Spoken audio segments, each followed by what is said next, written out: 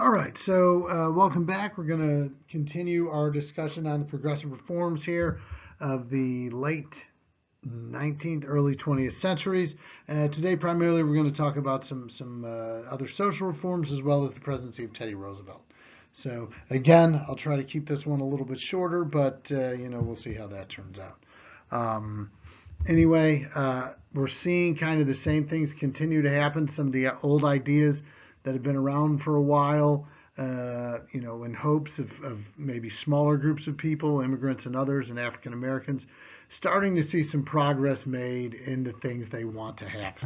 Okay, so first we'll talk about kind of significant reformers for African American goals and objectives. Now, we addressed some of these guys a few chapters ago, people like Booker T. Washington, Ida B. Wells, who was a crusader against lynching in the South and women's rights, and how Booker T. Washington, was all about finding your place in white society was the message of Booker T. Washington. If you're determined to find success, you can, but it's success in a white society. A new leader emerges early in the 20th century, a guy by the name of W.B. Du Bois. That's him pictured here. Du Bois is a little bit different background than Booker T. Washington. Both are very educated men. Booker T. Washington was born a slave in the South. Du Bois was born in Massachusetts. And to more of a middler class-ish background, was able to get educated and more so than most African Americans, and therefore his ideologies and goals and objectives for blacks in America is a little bit different. That's bothering me, and because of this, Du Bois wants to kind of seek out a different way for African Americans to push forward in their lives in America. Du Bois, as opposed to Washington, who says, and it's important to note the difference here, while Booker T. Washington says that African Americans have to find their place in white society, Du Bois argues for nothing less than full economic and social equality for blacks, that they should have the same opportunities, the same chances at education.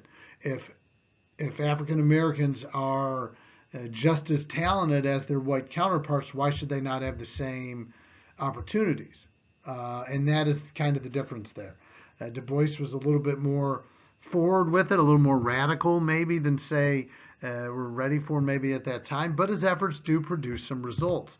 Most notably, the NAACP, W.B. Du Bois is a leading figure in the founding and the early development of the National Association for the Advancement of Colored People, which actually originally was an organization largely run by whites, but Du Bois became kind of their poster child, for lack of a better term, and became kind of the primary figure in a primary figure in the movement, and making just a lot of pushes at opportunities for African Americans to advance their position in American society through education, through job opportunities, through their talents and skills.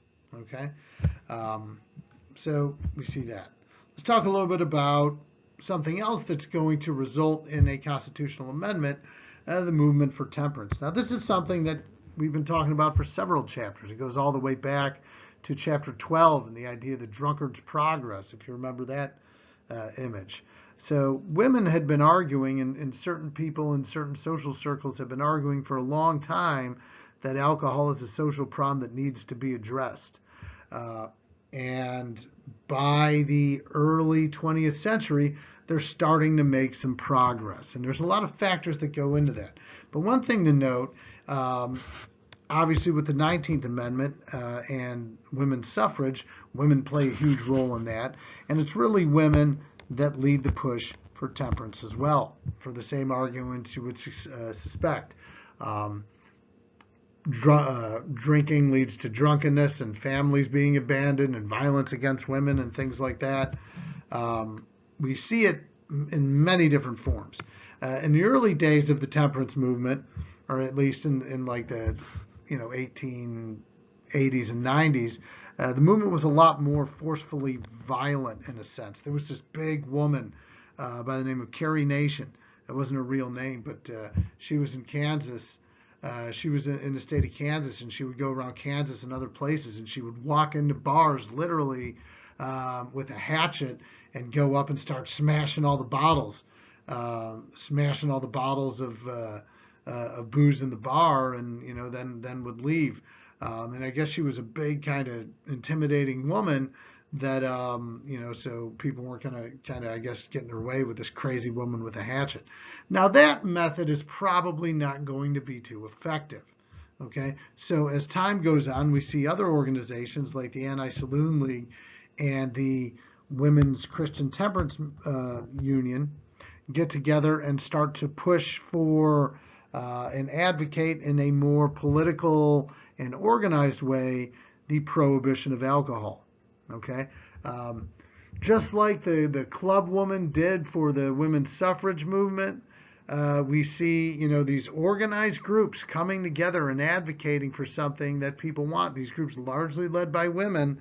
And ultimately, it gives rise to and enough support for the passage of the 18th Amendment. Now, a lot goes into the 18th Amendment becoming law. First of all, several states had banned alcohol use, and just like states slowly started to give women the vote, eventually they say, well, I guess people want this, so let's try to make it an amendment. But there's a lot of factors that kind of also help to make the 18th Amendment happen, which obviously at the end of the day was a really bad constitutional amendment. But they include things like nativism. Catholics moving their way into the country were known for drinking. Banning drinking was a way that nativists or anti-immigration groups would figure, well, the Catholics won't want to come here because they can't drink, which is an interesting perspective. Also, the effects of World War I and the immediate aftermath of that. People so shocked by the violence and horror of the war, and attributing it so much to Germany, which is another country largely associated with drinking, that that again gives a push for again the kind of alcohol is bad. Look at what these Germans are doing, and another reason to get rid of it. Finally, in a knee-jerk decision, with pressure from these women's groups and these anti-drinking groups, they passed the 18th Amendment, which by definition, the 18th Amendment does not make drinking illegal. What it makes illegal is the sale, manufacture, or transport of any alcohol, which then theoretically would make it hard to drink alcohol, but you could, I guess, make your own during the time. But it was more so than any other constitutional amendment. It was a response and a reaction to the circumstances of the moment, and as we'll find out, really mostly in chapter like 22, probably was one of the worst decisions in our country's history. Okay. So quick question we've kind of looked at already. So we see a lot of states that have already given women the vote prior to the 19th Amendment. Only the states in brown are the ones that did not allow women the vote prior to 1920. Okay, so the question is, why does suffrage come first to the West? Why do you think suffrage first comes to the West as opposed to other regions? Why is it so popular here, and of course in New York, where in coastal areas and stuff it's not? So there's a lot of reasons that you can give. Take a moment to think about that, and send me a response to this if you see this. All right, so let's move on and talk a little bit about a really interesting guy, Teddy Roosevelt. And the rest of this chapter is going to kind of be devoted to our three progressive presidents, Roosevelt, Taft, and Wilson. So Teddy Roosevelt is generally regarded as the first modern president, um, or a president of firsts. Roosevelt is president, well, not while he was president, but um, for all of them. But Roosevelt is the first president to fly in a plane, to visit Africa, to go in a submarine, to um, do many things that, he was an adventurous guy. We learned about him, obviously, last chapter. And Teddy Roosevelt is a force of nature politically. He has a personality that is so far different than, any of the presidents we've seen in this country in a long time. He's probably the biggest personality to come into the White House since Andrew Jackson. It would be a very different president than Andrew Jackson. Now, Roosevelt is a Republican by definition, but he would be considered probably a fairly moderate Republican. He's considered a progressive president, yet a lot of the things he does follow and strengthen conservative policies. But that was the way about Roosevelt. He connected with the people and spoke to the people in a way that made him incredibly popular and incredibly successful during his time in the White House. Now, Roosevelt as president really has this vision for the presidency that is different than many of his predecessors. Roosevelt wants to be at the forefront of America. He wants them to know that he is their guy, that he leads the country in an effective and powerful way. He really consolidates and strengthens the power of the presidency more so, even more so than Lincoln. Again, more so than anybody since Andrew Jackson. It's Teddy Roosevelt that officially renames the executive mansion the White House. It's Teddy Roosevelt that builds the West Wing and the Oval Office. So he wouldn't have to go far to go to work every day. He'd be at the White House and he'd make his way there to do whatever the day's job required. He is really one of the first presidents to realize the power and importance of the presidency, and that he's truly a representative of all American people. And even since, a lot of presidents kind of fall short of that view. Roosevelt is regarded as this great trust buster. He's regarded as this great trust buster as president, but that's not a fair way to describe him. Roosevelt wasn't somebody who just went after trusts to go after them.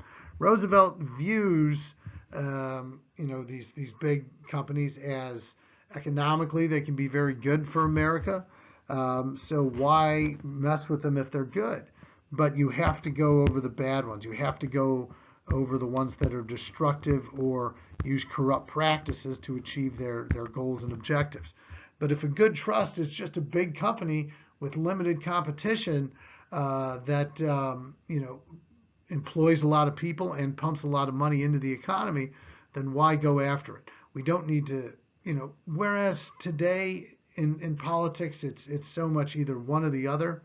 Roosevelt was one of the few presidents ultimately that we've had that has been able to really see kind of both sides of an issue and make decisions while not afraid of there being repercussions or blowback specifically from his political party, which is something, of course, that makes him, again, very, very unique.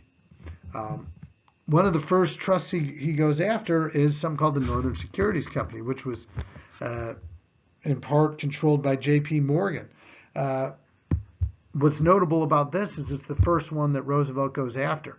And if you remember, the Sherman Antitrust Act had been weakened over the years by the courts and the systems just not enforcing it. Roosevelt now says, yeah, I'm going to go out and do it, and I'm going to use it, and I don't care what you think, J.P. Morgan or other rich guys, because this is a trust, this is a monopoly that can be damaging for the government as a whole, or damaging for the country as a whole. Roosevelt, when he runs for re-election in 1904, also is one of the first presidents to have kind of like a a slogan or a tagline essentially for and he had a lot of them, but when he runs for re-election in 1904, he says he's going to give everybody what he calls a square deal. And the square deal is Roosevelt's promise to treat every citizen fairly. I'm not going to treat the wealthy better than the poor. I'm not going to treat the middle class poorly or anything like that. I'm going to treat everybody fairly. And what that means, essentially, I think in Roosevelt's mind, is, I'm going to do what I can to help the poor people, but I'm not going to penalize the rich for being rich, or the wealthy for having wealth, or those that work hard for working hard. So it's a very pragmatic approach to, hey, you know what? There's some rich folks out there that take advantage of the poor and use them. There's also some out there that don't. There's also some out there that have busted their butts to achieve what they've achieved, so why should I penalize them? In part of this square deal, Roosevelt pursues something called the Hepburn Act, which again, if you remember the Interstate Commerce Act of 1887, it was another law similar to the Sherman Antitrust Act that came around the same time, but wasn't enforced very much. Basically, the Hepburn Act essentially makes sure that the Interstate Commerce Act and Interstate Commerce Commission has enough power to actually enforce its goals and objectives, giving more strength to the old populist desire of regulating railroads to charge fair rates. So here we go, Roosevelt, penalizing the railroads here because it's not fair to take advantage of the poor farmers. Other laws that are significant that Roosevelt comes up with are the Pure Food and Drug Act, which helps establish the Food and Drug Administration, just to make sure that drugs and pharmaceuticals that are given to people are labeled correctly and are safe, and make sure that there's not unsafe contaminants in foods and other things that people eat. This also leads to something called the Meat Inspection Act, which was a result of Upton Sinclair's The Jungle, where it made sure that like tainted and bad beef and meats aren't put out for public consumption. Okay, so we're reforming a lot of things. We're doing these goals that have been around for a while. They're becoming a reality under the progressive leadership of Roosevelt. Pure Food and Drug Act, one of the most notable things was that's what legally forced Coca-Cola to make sure that its Coca-Cola didn't actually include cocaine in it, which in the early days of Coca-Cola, cocaine was an ingredient and eventually was replaced with caffeine. One of the things that really stands out about Roosevelt is his love for conservation and the environment. Roosevelt opens more than 50 wildlife refuges around the country. He is a major advocate for national parks. He really strengthens our national park system and helps keep a lot of these national parks that exist around the country. There's a good map of them in the book. And keeps them pristine to make sure that private developers and private interests don't get in there and buy up that land and develop it and destroy it. And that's really, really important. Again, that kind of goes against what typically conservative politicians had done in recent years. Even though Roosevelt is a Republican, as a conservative, he also is doing things here to benefit other people as a whole. Okay, so lots of conservation efforts. It was Roosevelt that protected the land where they would make Mount Rushmore. And when determining who was going to go on it, he said, we'll put George Washington up there and Thomas Jefferson. He was great. We'll put Abraham Lincoln, and there's room for one more. We'll put me up there. And he actually, I guess, even though it wouldn't be done until the Great Depression, commissioned himself to be one of the faces put on on Mount Rushmore. Now, even though, and this will be kind of be our last point for today, even though Roosevelt is a conservationist, and again, this goes back to the square deal. Yeah, I support conservation efforts, but as president, I have to make decisions that are good for everybody. This goes into what we're going to call super important AP point number 24, the Hetchy controversy. Now, the foremost conservationist in the country during that time was a guy by the name of John Muir. Muir Woods in near San Francisco are his, and real significant figure. And he was a good friend to Roosevelt. But in the early 1900s, as population grew, as population started to grow near the San Francisco area, the people of San Francisco needed a clean water source needed a new clean water source to take care of the growing population. And there was this valley called the Hetchy Valley that they determined was a suitable spot for it.